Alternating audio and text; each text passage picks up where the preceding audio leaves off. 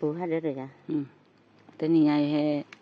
cái mà mắt tháp đó mà tha cho lo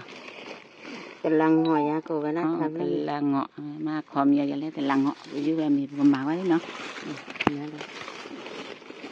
cô là lúc từ nó Phú cơ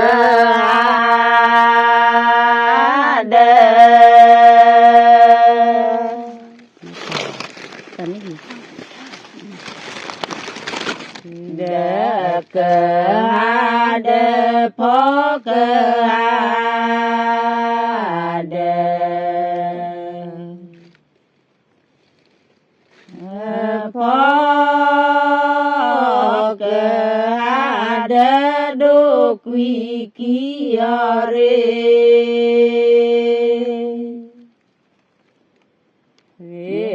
là lê đo cơ ha thi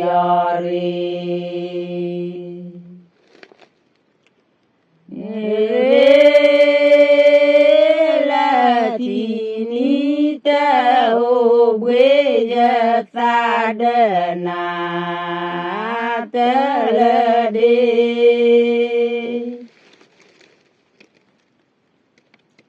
lo lê lư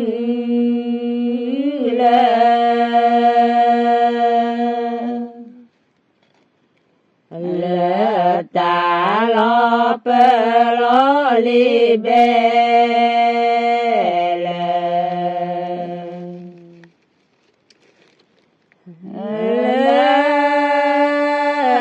ta lo pê đô quy kia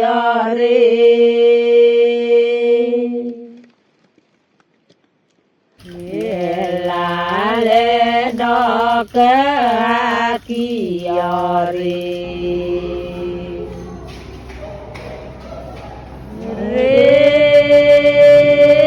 là thì ni ta ô quê ya ta đê na ta lê đê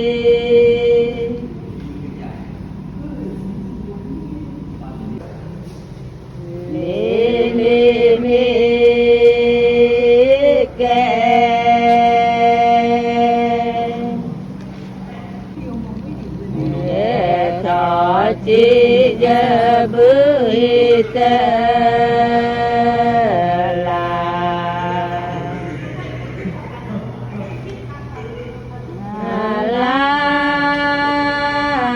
ngõ cơ đô quy kia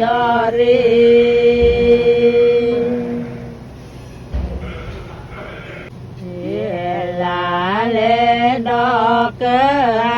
thi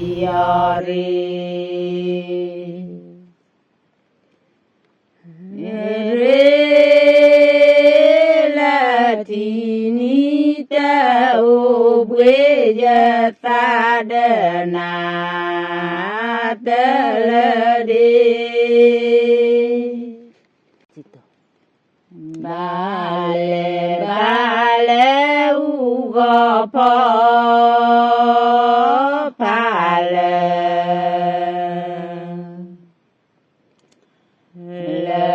thì tô bà lê qua chỗ trong phá lê krư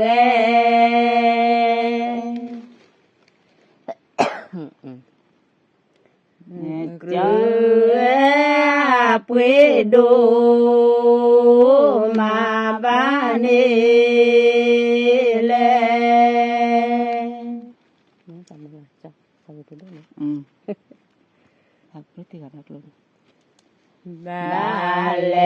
ba lê pha cơ prư ti gò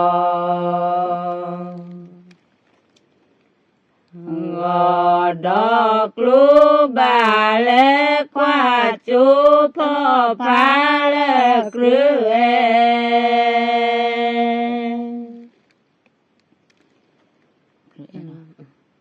krư quê đô mà ba nê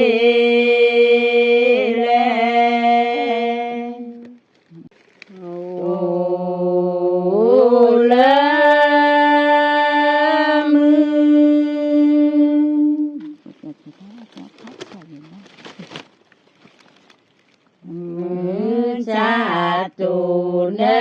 ta cho phó cho về cho giờ đó cho về đó u quả qua thì cờ ở võ nê na ba chị phó cho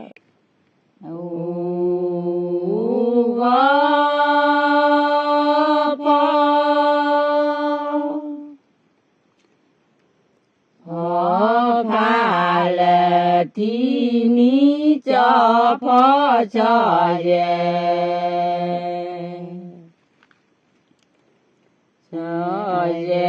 đó u gò phó pha lệ thì ní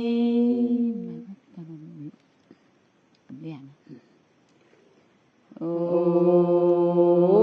la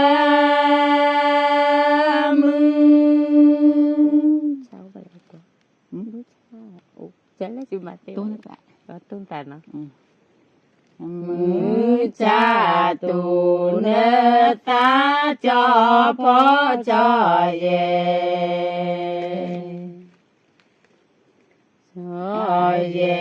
đó u quá ta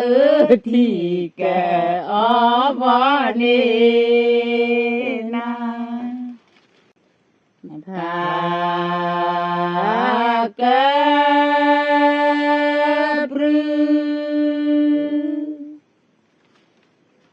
bự thì gò đó quý cho phó cho về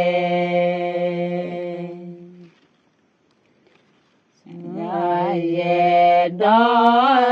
pha kê bự thì gò đó quý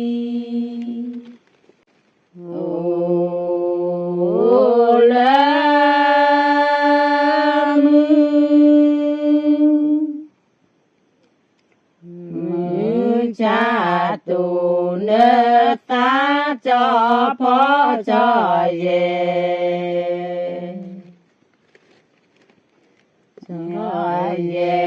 đó u quá ta thì cờ ở võ nê na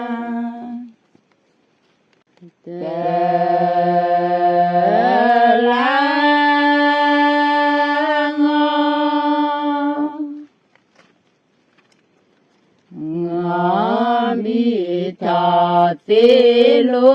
cho phó cho về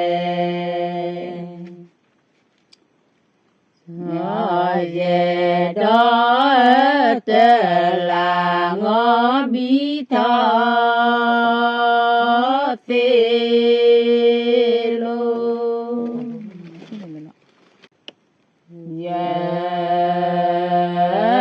cơ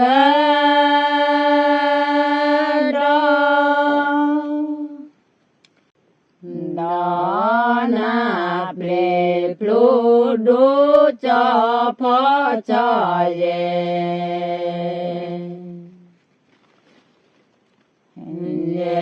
đó đó phù sa na ba pi nê ta li lu bi phê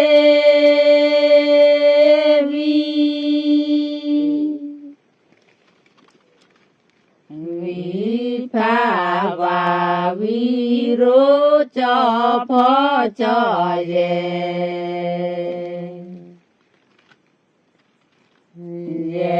đó đi vi pha và vi rô cho nên cho là cơ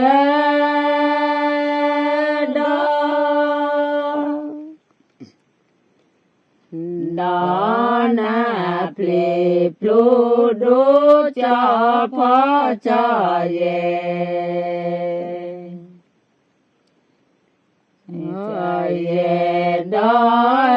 do putana ba na sali